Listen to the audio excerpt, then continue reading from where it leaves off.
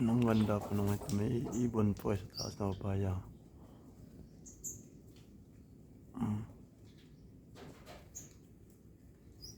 Ayan po guys, dami nila oh. Nakuhan po ata nila guys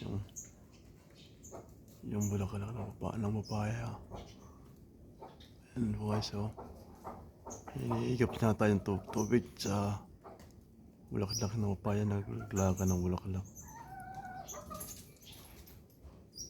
Pasmado man ako.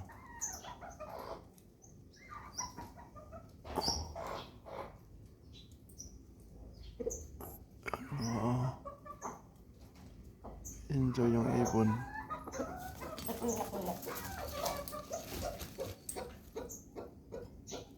Enjoy yung ibon dito. Palpat-lipat sa mga bulaklak, sa mga sanga ng papaya.